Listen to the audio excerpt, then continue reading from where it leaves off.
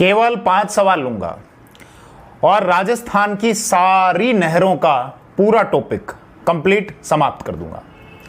ये जो 5 सवाल हैं मेरे द्वारा बनाए गए हैं, बहुत उच्च स्तर के हैं और स्टेटमेंट्स पर आधारित हैं, सत्य और असत्य कथन पर आधारित है और मात्र इन 5 सवालों के माध्यम से राजस्थान की सभी नहरों का पूरा टॉपिक बहुत डिटेल से और बहुत गहराई से आपको अच्छे से समझा दूंगा। इन प्रश्नों का जो स्तर है वही रहेगा जो मैंने इंदिरा गांधी नहर के वीडियो में बनाए थे। तो अगर आपने वो वीडियो देखा होगा तो आपको पता होगा कि प्रश्नों का स्तर क्या रहने वाला है। तो चलते हैं हमारे क्वेश्चंस की तरफ और पहला सवाल देखते हैं कि पहला सवाल क्या है। पहला क्वेश्चन कह रहा है कि निम्नलिखित में से कौन सा कथन सत्य है, यानी कि हमको ट्रू स्टेटमेंट बताना है। क्या है स्टेटमेंट? कि पूर्वी राजस्थान नहर परियोजना द्वारा राजस्थान के 15 जिलों को सिंचाई सुविधा उपलब्ध होगी। अच्छा, ये जांच करनी है सत्य है या असत्य है। अगला स्टेटमेंट है पूर्वी राजस्थान नहर परियोजना के लिए कूल, कुन्नू, चाकण, पार्वती, काली सिंध आदि नदियों के अधिशेष जल को केवल बाणगंगा नदी में डाला जाएगा। ठीक है साहब। अगला स्टेटमेंट है पूर्वी राजस्थान नहर परियोजना से 26 बांधों में जलापूर्ति के कारण लगभग 15,000 हेक्टेयर क्षेत्र में सिंचाई की सुविधा पुनः स्थापित होगी। और अगला स्टेटमेंट है पूर्वी राजस्थान नहर परियोजना एक लघु सिंचाई परियोजना है। और अंतिम, पूर्वी राजस्थान नहर परियोजना अंतर बेसिन स्थानांतरण परियोजना है।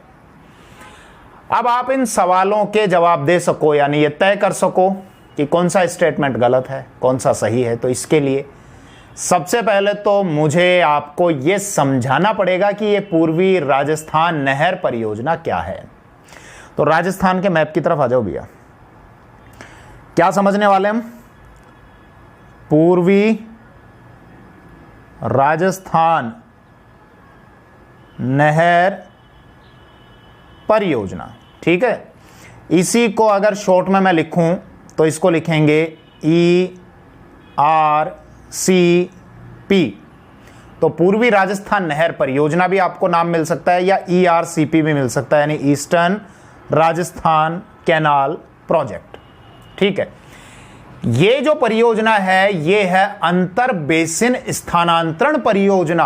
बाप रे, बहुत भारी नाम हो गया ना। अंतर बेसिन स्थानांतरण परियोजना क्या होता है साहब? ये देखो, सबसे पहले समझना बेसिन क्या है। किसी क्षेत्र में कोई नदी जब प्रवाहित होती है तो कोई नदी और उसकी सहायक नदियां मिलकर जो पूरा एक क्षेत्र का निर्माण करती हैं, यानी किसी भी क्षेत्र में कोई एक नदी और उसकी सहायक नदियां जब प्रवाहित होती हैं तो उस पूरे हिस्से को कहा जाता है, उस पूरे एरिया को कहा जाता है बेसिन। जैसे हम चंबल बेसिन की बात करते हैं तो इसका मतलब वो क्षेत्र जहां पर चंबल और उसकी सहायक नदियां प्रवाहित होती हैं। क्लियर? अब इसके नाम से क्लियर है, देखो, अंतर बेसिन स्थानांतरण परियोजना, यानी कि ये एक ऐसी परियोजना है जिसमें एक नदी बेसिन की नदियों का पानी लाकर और दूसरे नदी बेसिन की नदियों में ले जाकर छोड़ा गया। नहीं आई बात समझ में? समझो, ये जो हिस्सा है ना, ये वाला, यहां पर चंबल और उसकी मुख्य रूप से चंबल और उसकी सहायक नदियां बहती हैं। और ये जो दूसरा सर्किल मैं रेड कलर से कर देता हूं, यहां पर बनास और उसकी सहायक नदियां और उसके अलावा और भी नदियां हैं, जैसे बाणगंगा नदी, काली सील नदी, ये नदियां भी यहां पर बहती हैं। अब गवर्नमेंट ने क्या सोचा कि साहब चंबल नदी बेसिन में तो बहुत पानी है, क्योंकि चंबल तो वैसे भी राजस्थान की वर्ष भर प्रवाहित होने वाली नदी है, साल भर बहती है, इसीलिए तो हम चंबल नदी को बोलते हैं 12मासी या नित्यवाही। तो चंबल नदी में तो बहुत पानी है, तो ये वाला जो हिस्सा है यहां की नदियों में पानी ज्यादा है और दूसरा वाला जो हिस्सा है यहां पर पानी धीरे धीरे गर्मी आते आते आते समाप्त हो जाता है। इसीलिए क्यों ना इस चंबल बेसिन की नदियों का पानी लाकर, यानी जो एक्स्ट्रा पानी है, अधिशेष जल, उस अधिशेष जल को क्यों ना यहां से लाकर इधर छोड़ दिया जाए। तो ये योजना सरकार के द्वारा बनाई गई और इसी को कहा पूर्वी राजस्थान नहर परियोजना। ठीक है साहब। गवर्नमेंट ने पूरा प्रोजेक्ट भी तैयार कर लिया, लगभग 37,000 करोड़ इसके लिए धनराशि भी निर्धारित कर ली कि साहब इतना तो इस पर खर्चा आना है, और ड्राफ्ट बनाकर केंद्रीय जल आयोग के पास में भेज दिया कि साहब ये योजना हमको चलानी है ताकि हम इधर के कुछ जिलों को सिंचाई सुविधा भी उपलब्ध करवा दें और पीने का पानी भी उपलब्ध करवा दें। आई इतनी बात समझ में? अब गौर करना, कौन कौन सी नदियां हैं जिनके अधिशेष जल को कौन कौन सी नदियों में छोड़ा जाएगा।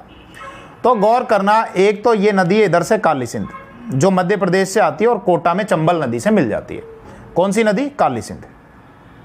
ज्यादा डिटेल से नदियों के बारे में नहीं बताऊंगा, उसके लिए नदियों का एक वीडियो पहले मैं अपलोड कर चुका हूं, उसमें देख लेना। एक है आपकी पार्वती जो मध्य प्रदेश से आती है, करियाहट 12 में एंटर करती है और सवाई माधोपुर में चंबल से मिल जाती है। कौन सी? पार्वती। पार्वती अलग है, ये मैं क्या बोल रहा हूं? पार्वती। इसके अलावा कुछ और नदियां हैं, जैसे कूल हो गई, कुन्नू हो गई, चाकण हो गई, और भी नदियां हैं। ठीक है, मोटी मोटी बता रहा हूं। कूल, कुन्नू, चाकण। अब गवर्नमेंट ने क्या किया कि साहब इन नदियों के अधिशेष जल को, यानी जो एक्स्ट्रा पानी है उसको नहरों के माध्यम से दूसरी नदियों में ले जाकर छोड़ दिया जाए। कौन सी नदियों में? बनास में छोड़ दो, बाणगंगा में छोड़ दो, पार्वती में छोड़ दो। पार्वती नहीं बोल रहा हूं, पार्वती तो यहां में लिख चुका, चंबल की सहायक है। मैं क्या बोल रहा हूं? पार्वती जो करौली से निकलती है, पार्वती में छोड़ दो, मोरेल नदी में छोड़ दो, कालीसील नदी में छोड़ दो। तो इन नदियों में ले जाकर छोड़ दो। कौन कौन सी नदियां? बनास, ठीक है, बाणगंगा, मोरेल, पार्वती, पार्वती नहीं, फिर रिपीट कर रहा हूं, पार्वती, बै से बकरी, पार्वती, कालीसील और गंभीर। गंभीर, देखो जरा ये समझ लेना, गंभीर और गंभीरी दो नदियां हैं, इनको लेकर स्टूडेंट कई बार कंफ्यूज हो जाते हैं। गंभीर नदी है जो इस साइड में आती है, करौली से निकलती है, ठीक है, और एक और नदी है गंभीरी, वो अलग है, वो मध्य प्रदेश से आती है यहां से, और चित्तौड़ में बेड़च नदी से मिल जाती है। तो मैं गंभीरी की बात नहीं कर रहा हूं, गंभीर की बात कर रहा हूं। जबकि कुछ किताबों में गंभीर और गंभीरी को एक बताया हुआ है, या कुछ किताबों में गंभीर को गंभीरी बताया है और गंभीरी को गंभीर बता दिया। खैर जो भी है, क्लियर है यहां तक बात? तो इन नदियों का पानी इन नदियों के बेसिन में ले जाकर छोड़ा जाए नहरों के माध्यम से। ये एरो बना देता हूं, इधर का पानी इधर ले जाकर छोड़ा जाए। यही है पूर्वी राजस्थान नहर परियोजना। इससे क्या फायदा होगा? फायदा ये होगा कि इन नदियों पर जो भी छोटे मोटे बड़े जो भी 26 बांध बने हुए हैं, कितने? 26 डैम या 26 बांध, उनमें पानी आ जाएगा। अब उनमें अगर और ज्यादा पानी आ जाएगा तो उससे होगा क्या कि पहले इन बांधों के लगभग 8,000 हेक्टेयर क्षेत्रफल में सिंचाई की सुविधा थी, लेकिन पानी की कमी होने की वजह से उस 8,000 हेक्टेयर में सिंचाई की सुविधा समाप्त हो गई। तो जब चंबल बेसिन की उन नदियों का पानी लाकर, अधिशेष पानी लाकर इन दूसरी नदियों में बनास बेसिन में छोड़ा जाएगा, यानी कि बेसिन स्थानांतरण किया जाएगा, तो उसके कारण इन 26 बांधों के 8,000 हेक्टेयर क्षेत्र में सिंचाई की सुविधा पुनः स्थापित होगी। मैं क्या कह रहा हूं? स्थापित होगी, ये नहीं कह रहा हूं, पुनः स्थापित होगी। यानी पहले 8,000 हेक्टेयर में सिंचाई की सुविधा थी, लेकिन पानी की कमी से वो सिंचाई की सुविधा समाप्त हो गई। इसीलिए जब एक्स्ट्रा पानी आ जाएगा तो 8,000 हेक्टेयर में तो फिर से सिंचाई की सुविधा वापस से स्थापित हो जाएगी। और इसके अतिरिक्त, इसके अलावा 2 लाख हेक्टेयर से ज्यादा के क्षेत्रफल में नवीन यानी नई सिंचाई की सुविधा उपलब्ध होगी। तो क्या लक्ष्य रखा गया? एक तो 8,000 हेक्टेयर क्षेत्रफल में सिंचाई की सुविधा क्या होगी? पुनः स्थापित, यानी पहले थी लेकिन पानी की कमी से समाप्त हो गई या वापस स्थापित हो जाएगी। और नई सिंचाई की सुविधा कितनी? 2 लाख हेक्टेयर में नवीन यानी नई सिंचाई सुविधा। ठीक है साहब, अब केवल सिंचाई की सुविधा नहीं मिलने वाली, पीने का पानी भी मिलेगा। तो इस पूर्वी राजस्थान नहर परियोजना से राजस्थान के 13 जिलों को, गौर करना, 13 डिस्ट्रिक्ट्स, 13 जिलों को पीने का पानी भी उपलब्ध कराया जाएगा। कौन से 13 जिले? बहुत सिंपल है, याद रखना। एक तो कोटा संभाग याद रख लो। कोटा संभाग में कौन कौन से जिले आते हैं? कोटा, बूंदी, बारां और झालावाड़। यहां पर आ जाओ, ये इन सर्किल को तो हटा देता हूं मैं, यहां पर ये वाला सर्किल, ठीक है। तो कौन कौन से जिलों को पीने का पानी मिलेगा? एक तो ये वाला, ये कौन सा संभाग हो गया? कोटा संभाग। तो कोटा संभाग में आपको पता ही है 4 जिले आते हैं, कोटा, बूंदी, बारां, झालावाड़। कोटा, बूंदी, बारां, झालावाड़। इसके अलावा भरतपुर संभाग, भरतपुर संभाग में भी 4 जिले आते हैं, भरतपुर, धौलपुर, करौली, सवाई माधोपुर। भरतपुर, धौलपुर, करौली और सवाई माधोपुर। हालांकि राजस्थान के संभाग में कौन कौन से संभाग में कौन कौन से जिले आते हैं, इसका मैं एक वीडियो बना चुका हूं, टेक्निक के माध्यम से बता चुका हूं। तो राजस्थान सामान्य ज्ञान की जो प्लेलिस्ट है, सामान्य परिचय या सामान्य ज्ञान के नाम से, वो आप देख लेना, वहां पर वो वीडियो मिल जाएगा, ठीक है। तो एक तो कोटा संभाग हो गया, एक हो गया भरतपुर। तो भरतपुर, धौलपुर, करौली और सवाई माधोपुर, 4 जिले ये हो गए। इसके अलावा जयपुर संभाग में 2 जिले छोड़ दो, सीकर और झुंझुनू, बाकी को ले लो। तो जयपुर संभाग में कौन कौन से आते हैं? जयपुर आ गया, दौसा आ गया, अलवर आ गया, सीकर आ गया, झुंझुनू आ गया। तो सीकर और झुंझुनू को तो छोड़ दो, इनको छोड़ दो। तो 3 जिले जयपुर संभाग के ले लो, अलवर, जयपुर और दौसा, ये ठीक है साहब। और 2 जिले लेने हैं अजमेर संभाग के। अजमेर संभाग में 4 जिले आते हैं, अजमेर, भीलवाड़ा, नागौर और टोंक। 4 जिले आते हैं ना अजमेर संभाग में। तो अजमेर के 4 जिलों में से 2 लेने हैं, एक अजमेर ले लो और एक टोंक ले लो। एक हो गया आपका अजमेर और एक हो गया आपका टोंक। तो ये टोटल 13 जिले हो गए, 4 कोटा संभाग, 4 भरतपुर संभाग, 3 जयपुर संभाग के, 4 4 8 और 3 11 और 2 अजमेर संभाग के, यानी 13 जिले। तो 13 जिलों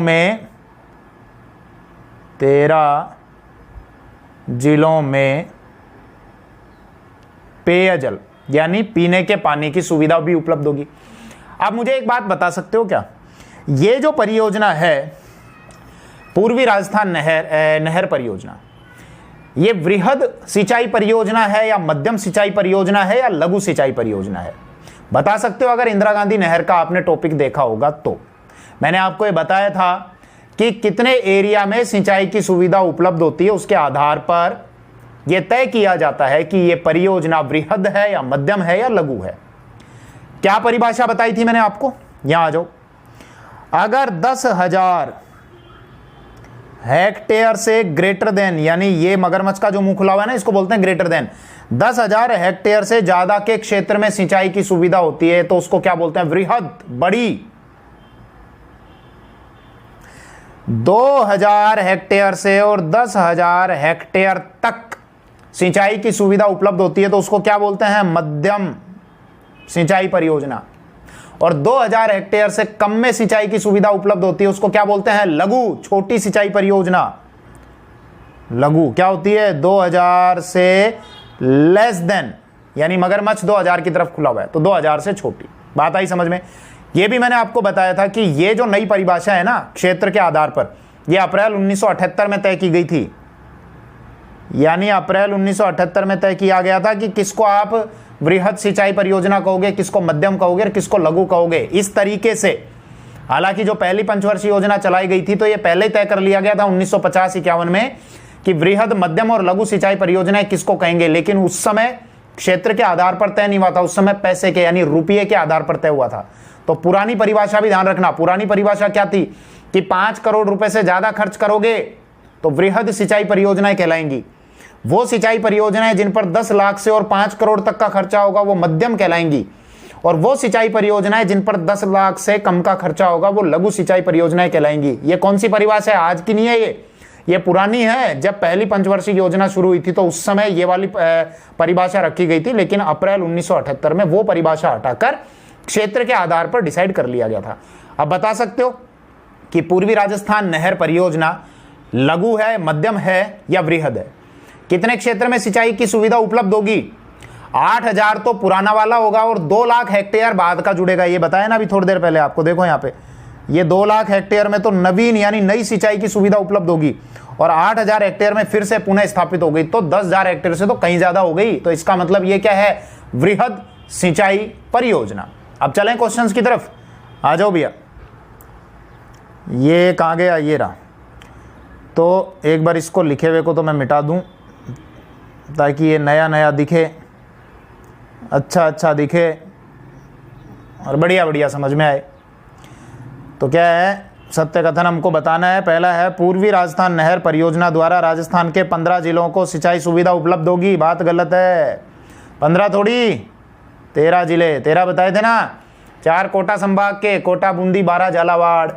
4 भरतपुर संभाग के, भरतपुर, धौलपुर, करौली, सवाई माधोपुर। 3 जयपुर संभाग के, जयपुर, अलवर, दौसा। और 2 अजमेर संभाग के, अजमेर और टोंक। तो 13 जिले हो गए ना। अगले स्टेटमेंट पे आ जाओ। पूर्वी राजस्थान नहर परियोजना के लिए कूल, कुन्नू, चाकण, पार्वती, कालीसिंध आदि नदियों के अधिशेष जल को केवल बाणगंगा में, गौर करना, केवल बाणगंगा नदी में डाला जाएगा। बात गलत है, केवल बाणगंगा नदी में छोड़ने की बात थोड़ी हो रही थी। क्या बताया था आपको, बाणगंगा में भी छोड़ा जाएगा, बनास में भी, काली सील में भी, पार्वती में भी, मोरेल में भी, इन सारी नदियों में छोड़ा जाएगा। देखो ये बताया था आपको, ये देखो ये बताई थी सारी नदियां, पार्वती, कालीसिंध, गंभीर, बनास, बाणगंगा, मोरेल, इन सब में ले जाकर छोड़ा जाएगा और एक बेसिन से दूसरे बेसिन में ट्रांसफर कर दिया जाएगा, है ना। तो ये वाला गलत। दूसरा, तीसरे पे आ जाओ। पूर्वी राजस्थान नहर परियोजना से 26 बांधों में जलापूर्ति के कारण लगभग 15,000 हेक्टेयर क्षेत्र में सिंचाई की सुविधा पुनः स्थापित होगी। गलत। पुनः स्थापित कितनी हो रही है, 8,000 हेक्टेयर में, और नई कितनी हो रही है, 2 लाख हेक्टेयर से ज्यादा। तो ये भी गलत। अगला आ जाओ। पूर्वी राजस्थान नहर परियोजना एक लघु सिंचाई परियोजना है। बात गलत। लघु कहां से हो गई, 10,000 हेक्टेयर से ज्यादा का क्षेत्र सींचा जा रहा है तो ये तो वृहद हो गई ना। इसमें तो 2 लाख हेक्टेयर से भी ज्यादा सींचा जा रहा है, तो वृहद सिंचाई परियोजना।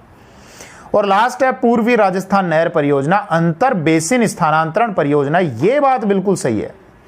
अंतर बेसिन स्थानांतरण यानी एक नदी बेसिन का अधिशेष जल दूसरी नदी बेसिन के अधिशेष जल में, दूसरी नदी बेसिन के जल में छोड़ दिया जाएगा। तो ये बात सही है। पहली कहानी आई समझ में। अब दूसरे स्टेटमेंट पे आ जाओ भैया। दूसरा है, निम्नलिखित में से कौन सा कथन असत्य है, यानी कि हमको गलत स्टेटमेंट बताना है।